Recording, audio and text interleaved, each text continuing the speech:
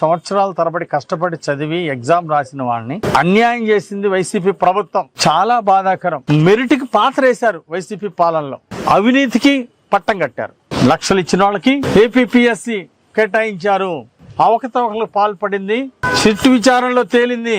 నేను అడుగుతున్నా, అసెంబ్లీకి ఎందుకు రాలేదు జగన్మోహన్ రెడ్డి? ఏపీపీఎస్సీలో జరిగిన అవకతవకలకి, అవినీతికి సమాధానం చెప్పాల్సి వస్తుందని సమాధానం చెప్పలేకనే జగన్మోహన్ రెడ్డి అసెంబ్లీ ఎగ్గొట్టాడు.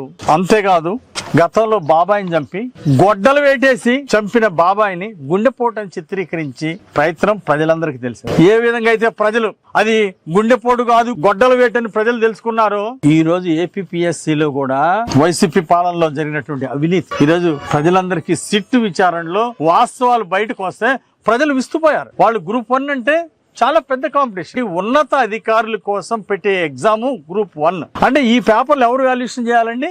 అనుభవం ఉన్నటువంటి వాళ్ళు వాల్యుయేషన్ చేయాలి. కానీ జగన్ పాలనలో ఏం జరిగింది?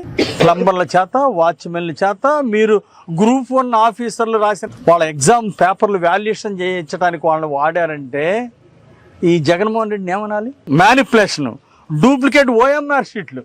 వాల్యుయేషన్ 1, వాల్యుయేషన్ 2లో మీ ఇష్టం వచ్చిన వాళ్ళు పెట్టి అర్హత లేని వాళ్ళతో వాల్యుయేషన్ చేయించి వ్యవస్థని ఏపీపీఎస్సీని అపహాస్యం చేస్తారా? ఇది ఎంత దుర్మార్గం! దీనికి జగన్మోహన్ రెడ్డి ఏం సమాధానం చెప్తాడు? చేసింది ఎవరు? APPSC commissioner. ఏపీపీఎస్సీ కమిషనర్ ఏం చేశాడు? అలాగే ఈయనే ఇంటెలిజెన్స్ డిపార్ట్మెంట్ ఐజీగాను ఏదో పోస్ట్ నిర్వహించారు. అంటే ఇంటెలిజెన్స్ ఐజీ అంటే ముఖ్యమంత్రికి కళ్ళు చెవులు.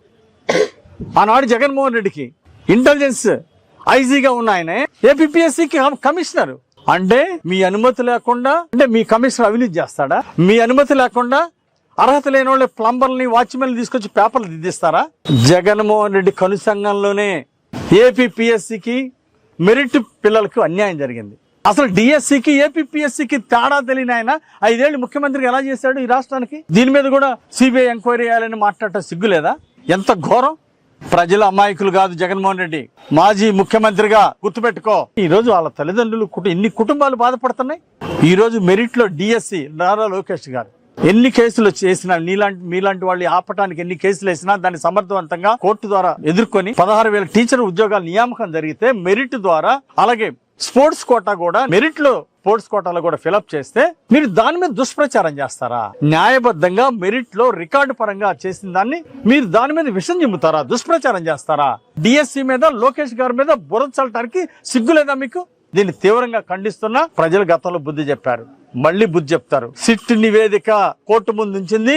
దీని వెనకాల ఎవరున్నారు? ఏపీపీఎస్సీ కమిషనరు కనీసం ఏపీపీఎస్సీ చైర్మన్ కి చెప్పాల్సిన బాధ్యత లేదా? ఎగ్జామ్ గురించి గ్రూప్ 1 ఎగ్జామ్ జరుపుతుంటే ఏపీపీఎస్సీ చైర్మన్ కి తెలియకుండా ఆ చైర్మన్ ని పక్కన పెట్టి కమిషనర్ ఆధ్వర్యంలో ఈ అవినీతి చేశారు, ఈ అక్రమాలు చేశారు.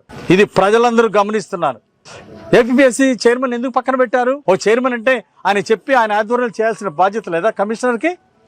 ఒక్క పథకం ప్రకారమే జగన్మోహన్ రెడ్డి కనుసన్నల్లోనే ఏపీపీఎస్సీలో అవకతవకలు జరిగినాయి.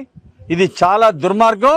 నేను దీని వెనకాల ఎవరున్నారో, ఈ కుట్ర వెనకాల ఎవరున్నారో, వాళ్ళు ఎంత పెద్ద స్థాయిలో ఉన్నా వాళ్ళని ఖచ్చితంగా కోర్టు ముందు నిలబెట్టాల్సిన అవసరం ఉంది.